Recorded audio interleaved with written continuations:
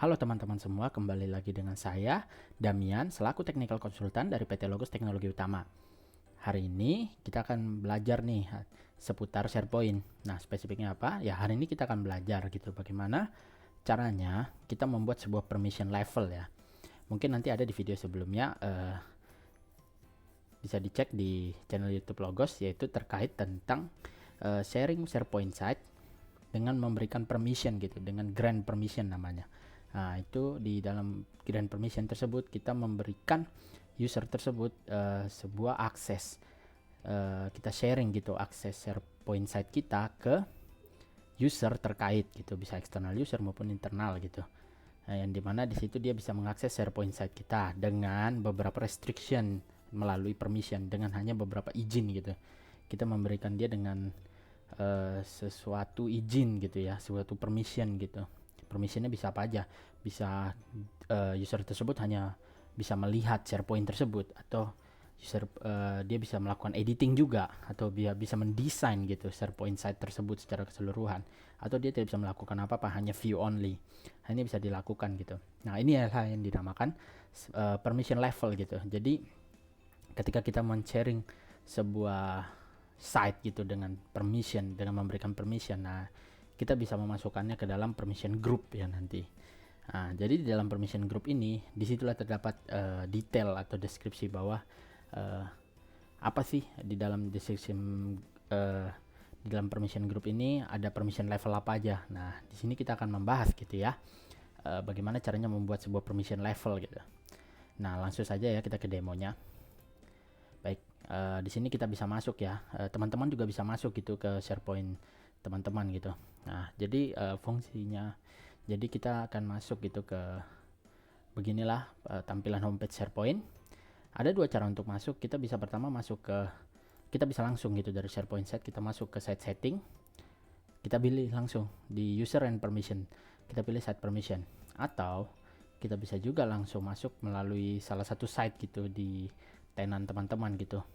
Kita langsung pilih ini dan kita langsung masuk site permission. Nah, biasanya lebih mudahnya untuk, atau lebih efisiennya gitu ya, untuk masuk dari sini, karena kita bisa lihat nih, kita bisa lihat settingan permission di SharePoint site berikut gitu ya.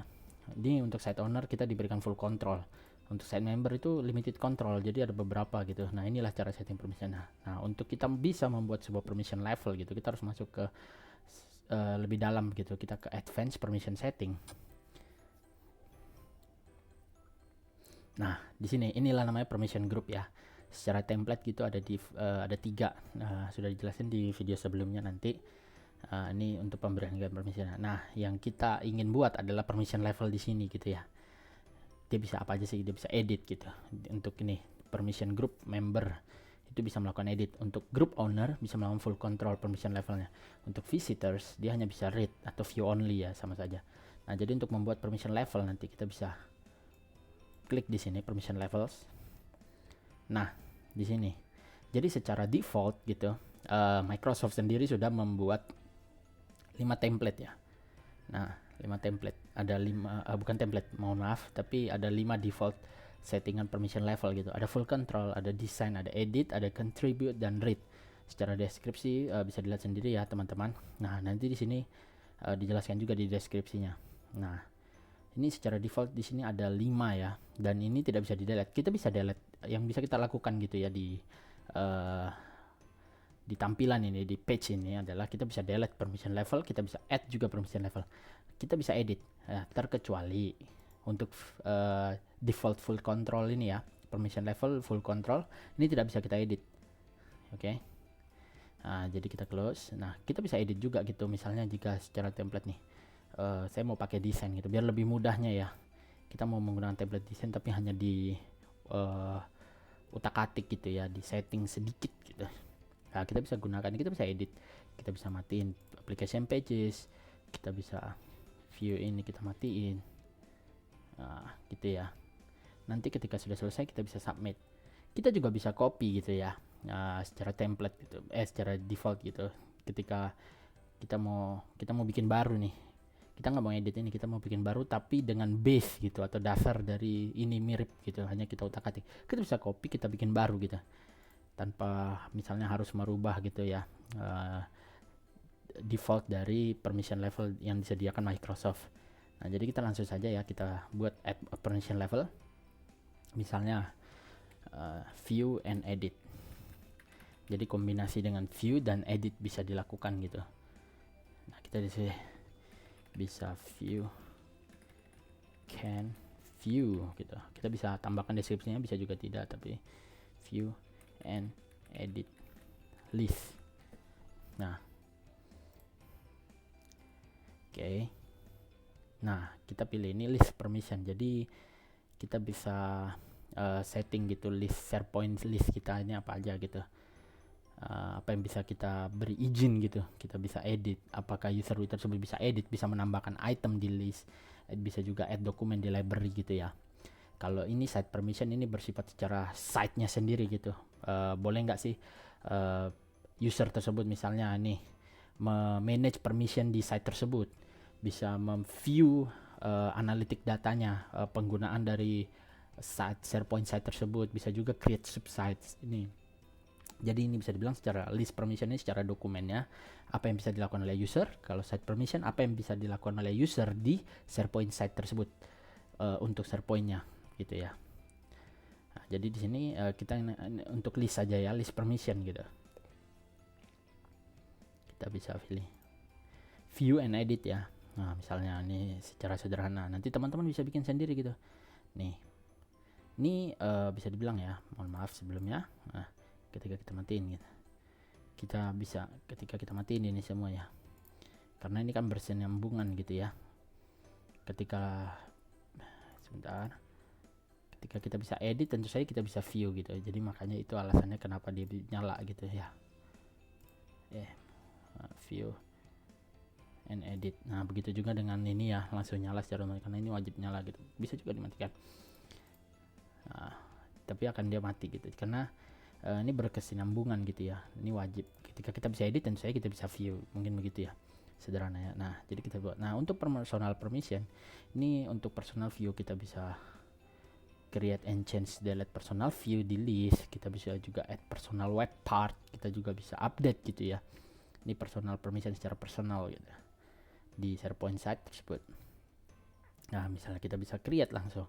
Jika sudah cukup nih, dirasa sudah cek, kita review sedikit, kita langsung create saja.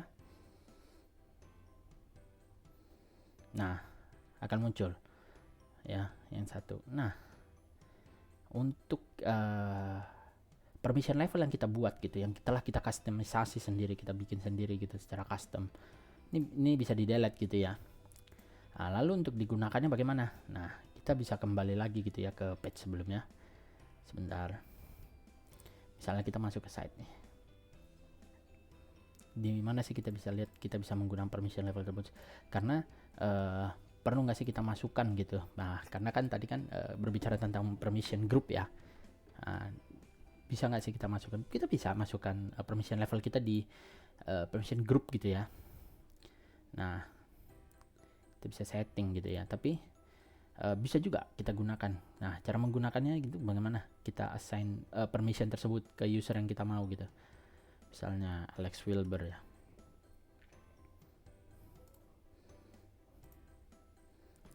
Hanya bisa lihat dan edit dokumen. Kita pilih show option.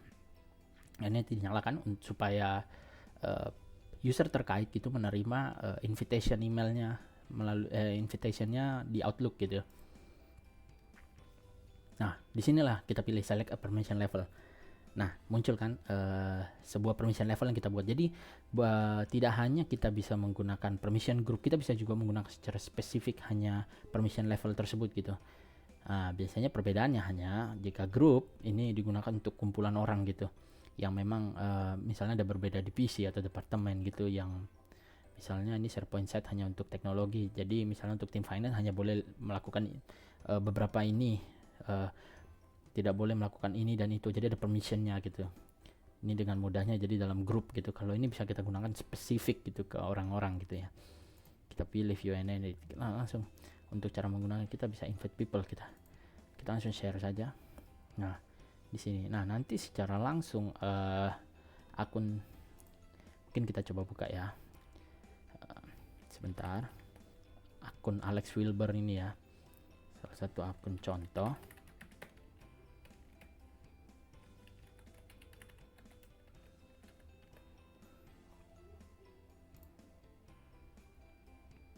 Nah, di sini kita masuk ya. Jadi karena kita tadi sudah checklist gitu ya, di invitationnya di send gitu melalui email. Nah, nih, jadi kita menginvite Alex Wilber ini. Nah, dia bisa langsung follow gitu. Dia akan masuk gitu kan ya. Dia akan masuk ke SharePoint site yang telah kita tujukan gitu untuk kita share gitu ya ke dia. Dan dia di sini dia bisa melakukan view dan edit gitu dokumen. Nah, jadi akan terintegrasi gitu dengan Outlook invitation ya. Nah, jadi mungkin begitu ya terkait permission level. Jadi SharePoint sendiri itu terkait pengamanan ya, ini secara security dari admin level gitu ya.